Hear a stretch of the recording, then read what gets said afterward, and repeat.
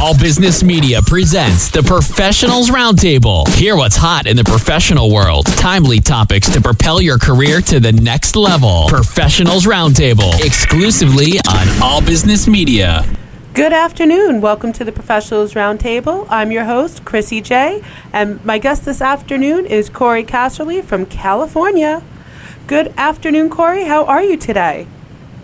I'm great, Chrissy. How are you doing? Doing very well, thank you. So, for all of my listeners, Corrie is a Feng Shui consultant of Feng Shui by Corrie, located in California, but she's willing to help you no matter where you are. So, Corrie, can you tell us a little bit more about who you are and what you do? Yes. Well, first of all, Chrissy, thank you so much for having me on your show. It's really exciting. And secondly, about the business, I really basically help people, but not in the typical sense of sitting down with a therapist or anything like that. I go to people's homes, their businesses. I work remotely, and I'm able to help people get out of career ruts, health ruts, relationship ruts, problems with neighbors, etc. I do that by helping them in their environment. A lot of times the environment has a lot of odd stuff in it that people don't even realize is affecting them for ill. So I go in there and I help jazz up people's lives and arrange the energy in the house, and it's great fun. Okay. So now, you said odd stuff. Now, I know everyone has odd stuff, but so how exactly does that help you with rearranging the energy in somebody's house or office or what have you? Yeah, so for example, I had a client who was having a real hard time with their getting job offers on the table and getting job offers that were good enough. Mm-hmm. And they were having real issues, and I went into their place and noticed that the area of their house that relates to finances and financial stability, that had really bad plumbing in it. The toilet wasn't working. Oh. So I said, you got to get that fixed. They called a plumber, and within 24 hours, no kidding, she had 4 really great, better than expected job offers on the table, and she picked from one of them. So, because energetically, things that aren't seen, that most people don't really understand, are really affecting. You have a funky neighbor. Mm-hmm. It could be cluttering your mental space, and there's ways to, and you don't even realize it. You don't know that they're taking energy from you somehow. So I'm able to distinguish that and help create really healthy boundaries in a really fun, useful, effective way. I mean, the list goes on of things that are corrected, but those are just a few. Fantastic. So now, what was it that drew you to this line of work?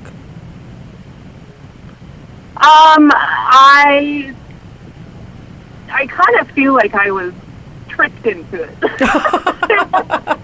Haha, surprise, you're in Feng Shui now.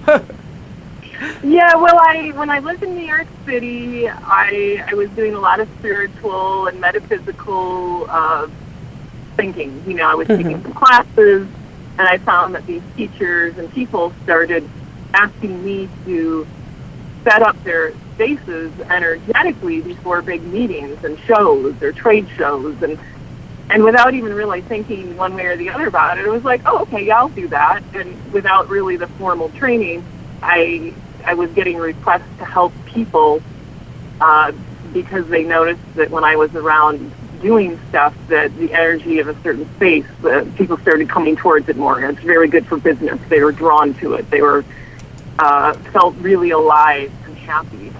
And so they just naturally started asking me to do that when I lived in New York. And then I moved out of New York, came to the West Coast, to Laguna Beach, and within a week had met a master Feng Shui consultant and teacher. So I was kind of almost destined to come over to Laguna Beach and start my serious Feng Shui training here.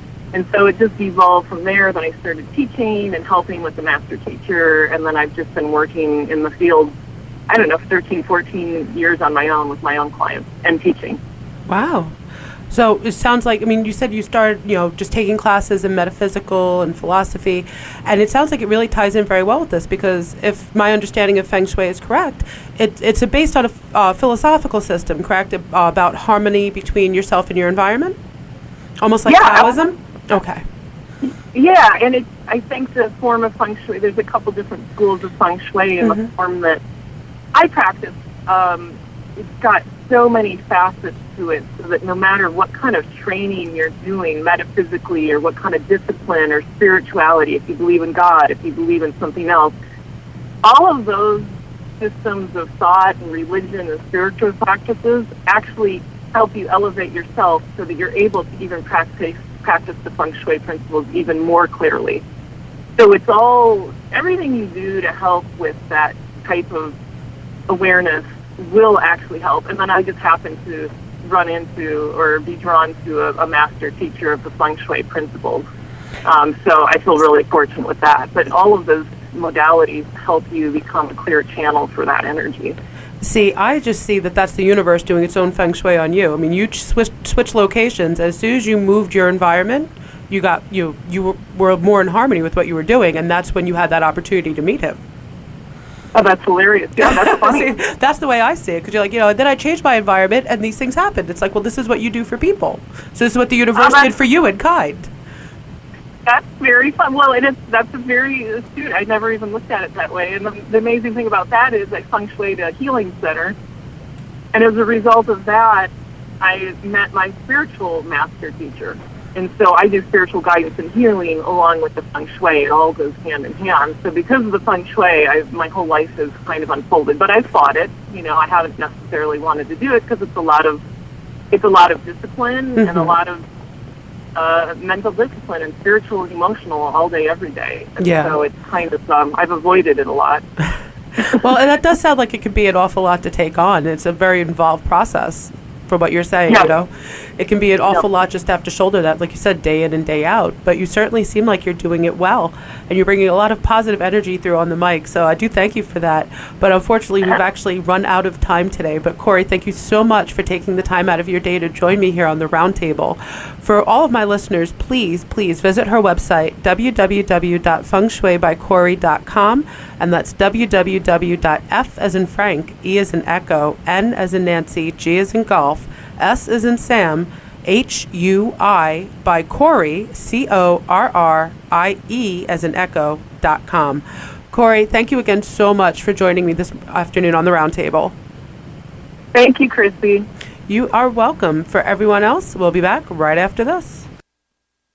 All Business Media presents the Professionals Roundtable. Hear what's hot in the professional world. Timely topics to propel your career to the next level. Professionals Roundtable, exclusively on All Business Media. Hi, this is Terry Crews, actor, former football player, game show host, father of 5, and all-around big dude. I'm also an expert on drama. I know all kinds of drama. There's the good kind that comes with having a house full of kids. There's the bad kind, like season-ending injuries. There's the necessary kind, like having an agent in Hollywood. And there's silly drama, like the drama around my percolating pectorals. And then there's the drama you can skip. Skip the drama that comes with not having your high school diploma or equivalency. Find free adult education classes near you and finish your high school diploma. Visit finishyourdiploma.org. Or text diploma to 97779. Message and data rates may apply. Reply stop to opt out. That's diploma to 97779. And leave the drama to actors like me. Brought to you by the Dollar General Literacy Foundation and the Ad Council.